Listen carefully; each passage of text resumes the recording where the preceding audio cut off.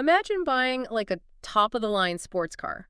You spend a total fortune on the engine, the transmission, the whole package, but instead of putting premium gasoline in it, you just fill the tank with battery acid. Right, which would be a terrible idea. Exactly. And you wouldn't blame the engine when the car fails to start, right? I mean, you'd blame the fuel environment.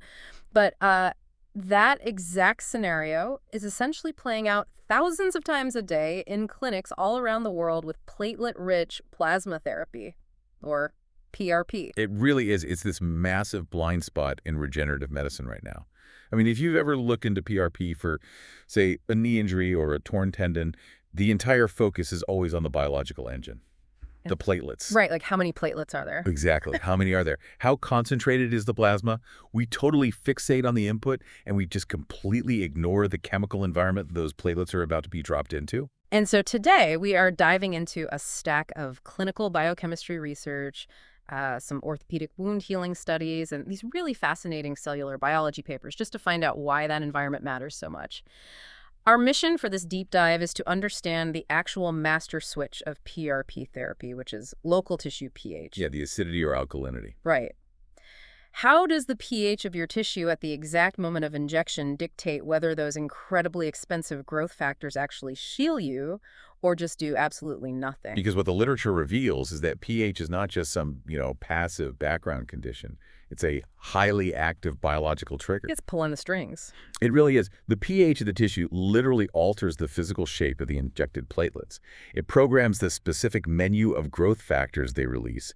And this is wild. It even dictates whether the local cells in your body can physically catch those growth factors once they're out there. Okay, so to really understand how this works, we have to start at the injury itself.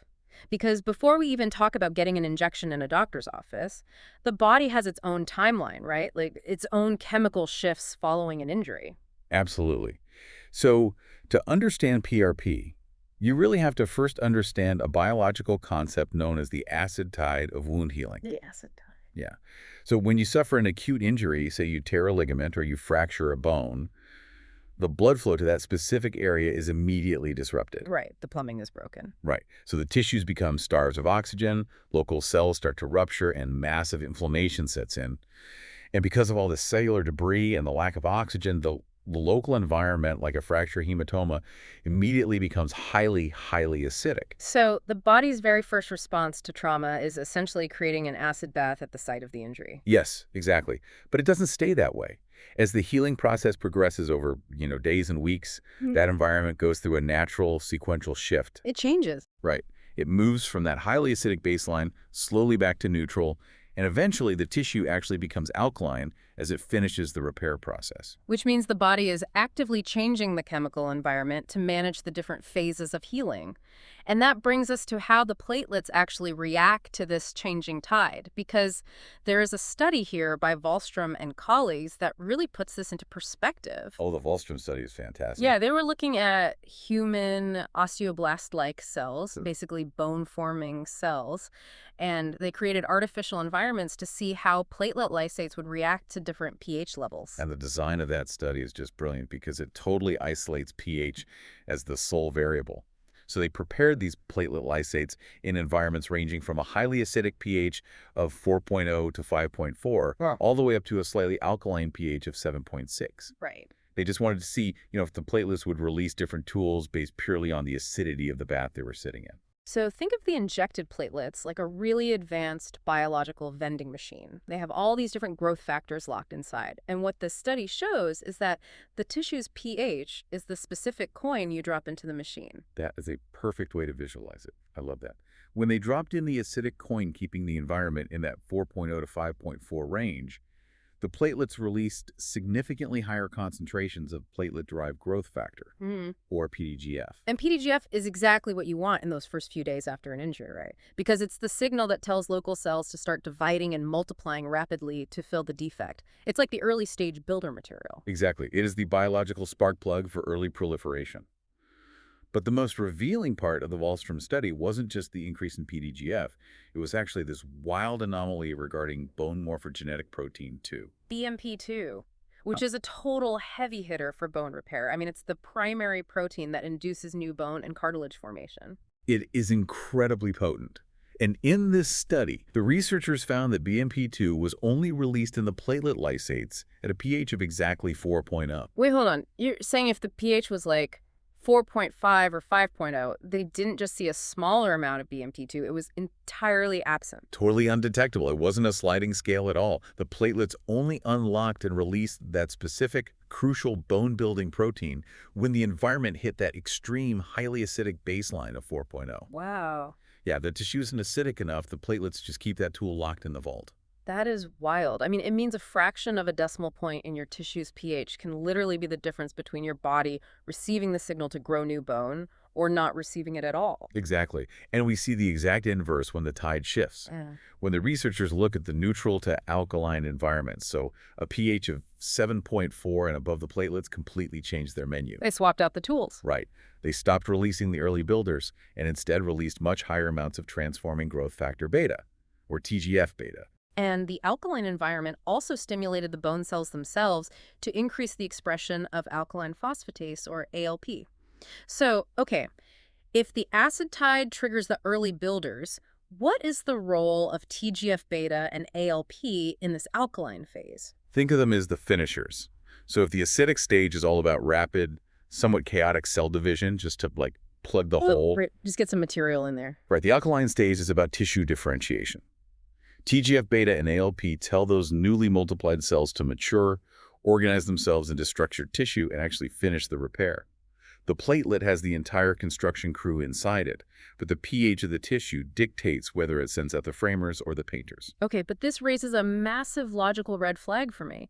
If a highly acidic environment is exactly what triggers platelets to release the early framers like PDGF and BMP2, why wouldn't a doctor just intentionally make the PRP highly acidic in the syringe before they inject it? You mean just artificially lower the pH? Yeah, just spike the batch with acid, unlock those early factors, and then inject that directly into the knee. It seems like the obvious biological hack, right? But attempting that triggers what we can call the anticoagulant trap. It's the anticoagulant trap, okay. Yeah, and it all comes down to the fragile nature of platelets once they leave the human body.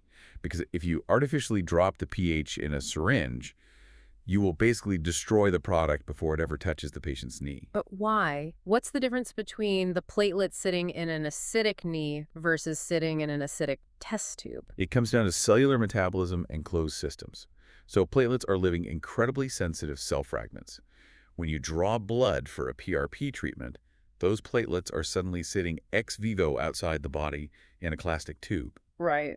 They're completely cut off from their normal oxygen supply.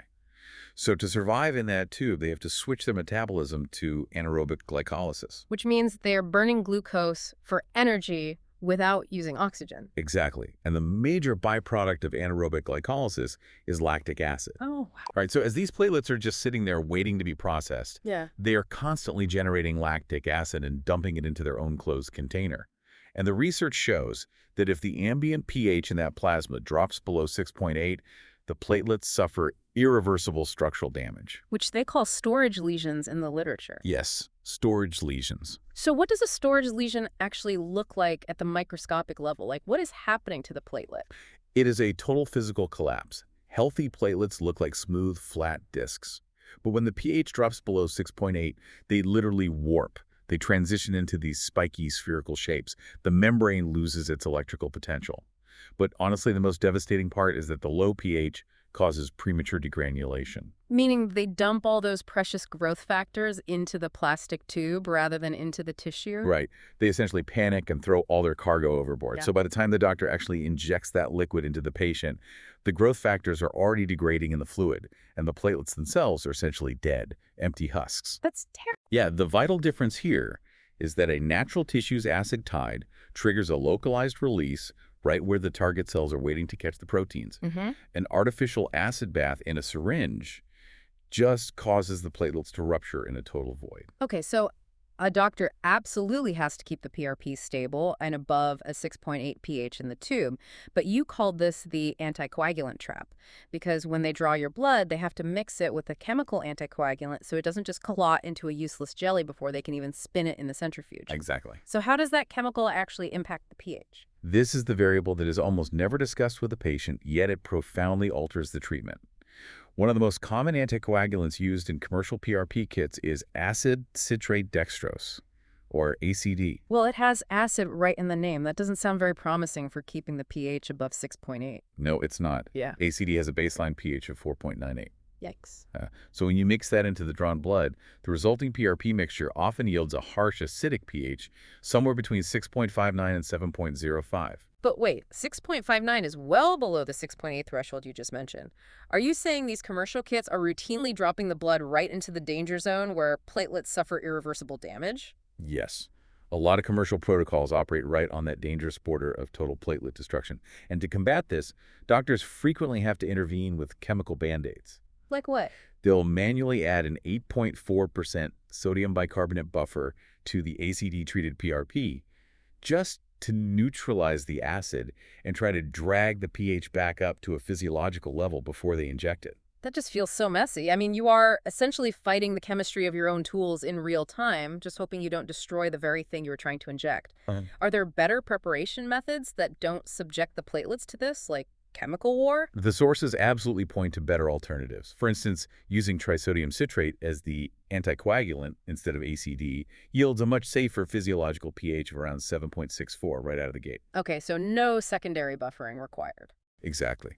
But the cellular biology research goes even further into preserving platelet integrity. There was this fascinating study looking at caprine platelets, so goat platelets, which are standard models for human blood studies. We always have to give a shout out to the goats contributing to medical science. What did they do differently with the caprine platelets? The researchers tested an external zwitterionic buffer called HIAS. Zwitterionic. That sounds like a sci-fi term. What does that actually mean? It kind of does. So a zwitterionic molecule is unique because it contains both a positive and a negative electrical charge at the exact same time. Think of it like a chemical shock absorber. Okay. If the environment starts getting too acidic, meaning there are too many positively charged hydrogen ions, the negative side of the buffer absorbs them. But if the environment gets too alkaline, the positive side releases ions to balance it out. It aggressively resists any change in pH. So it locks the environment in place. Perfectly.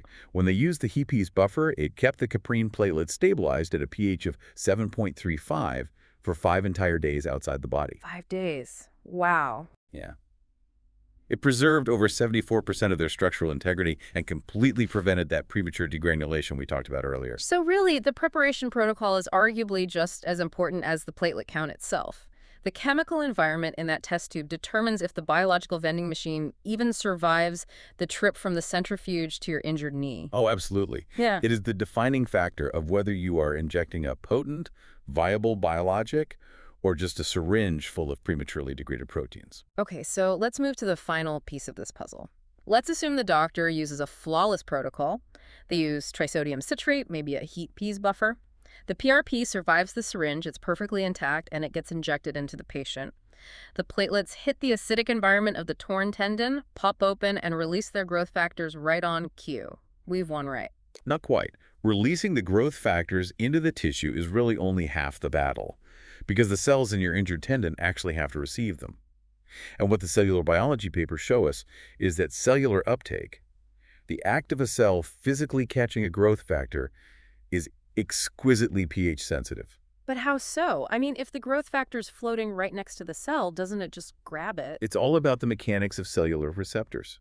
So receptors sit on the outside of a cell kind of like a lock, waiting for a specific growth factor, which acts like a key to bind to it. But proteins are highly sensitive to electrical charges. When a tissue is highly acidic, there is a huge abundance of hydrogen ions. And those ions interact with the proteins of the receptor, literally physically altering the chemical bonds. So the acid literally changes the physical shape of the lock. Yes, and if the lock changes shape, the key no longer fits. Let's look at epidermal growth factor, or EGF.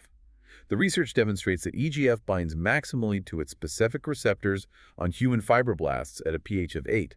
So a slightly alkaline environment allows the lock to hold its perfect shape. And what happens when that same tissue drops to an acidic pH of 6.5, which we know is really common in early tissue injury? Total binding plummets to about 20% of the maximum. Oh, wow. Just a 20% success rate. Yeah, the low pH deforms what is called the high-affinity bound receptor population. It causes immediate EGF receptor dissociation. The chemical bonds just cannot hold their shape in that acidic environment, and the growth factor just detaches and floats away. So it's almost like trying to catch a baseball in the rain.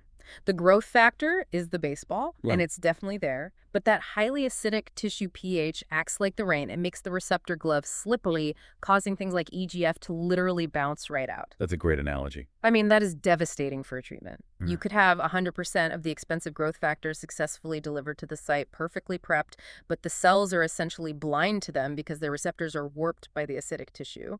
It is a massive hurdle. But as with everything in biology, we have to be careful not to generalize here. Because while acid warps the log for EGF, it actually acts as a crucial trigger for other cellular pathways. Low pH isn't purely a negative for all cellular uptake. Wait, really? There are cells that actually perform better when the environment is highly acidic? Yes. The sources introduce some really compelling data showing that acidic extracellular pH actively induces vascular endothelial growth factor, or VEGF. Oh, okay. And it does this via a biological communication chain called the ERK12 MAPK signaling pathway. That is quite the alphabet soup. How does that pathway actually work in the context of a real injury? Okay, think of the ERK12 pathway like a cellular relay race. When the environment becomes highly acidic, the cell senses it as a distress signal, because acid means there's a lack of oxygen. So the cell triggers this relay race, sending a signal down to the nucleus to induce VEGF. And VEGF is the primary driver of angiogenesis, which is the creation of new blood vessels. Ah, that makes perfect sense. The cell realizes it's suffocating in acid, so it basically screams for new blood vessels to bring in fresh oxygen and flush the area. Precisely. It's a survival mechanism. Furthermore, extracellular acidosis, around a pH of 6.6, radically alters a process called endocytosis. Endocytosis is just the general term for how a cell engulfs and eats molecules from its surrounding fluid. Right. And the research shows this eating behavior is highly, almost shockingly, cell-specific in an acidic environment. Like, how specific are we talking? Well, the studies looked at two different types of cancer cells as models for rapid growth and nutrient uptake. In Walker 256 cells, lowering the pH to 6.2 triggered a massive survival response. It increased their fluid uptake, a process called macropinocytosis, by 2.4 times. So the acid essentially panicked the cell into a hyper-eating frenzy. It just started gorging on the surrounding fluid to grab any nutrients it could find. Exactly.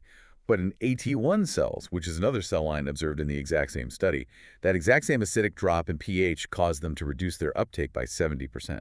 Wait, the exact same drop in pH caused one cell type to eat 2.5 times more and caused another cell type to essentially go into hibernation. Yes. One cell's survival mechanism was to gorge, the other's was to shut down and conserve energy entirely, which proves beyond a shadow of a doubt that there is no one-size-fits-all setting for PRP therapy.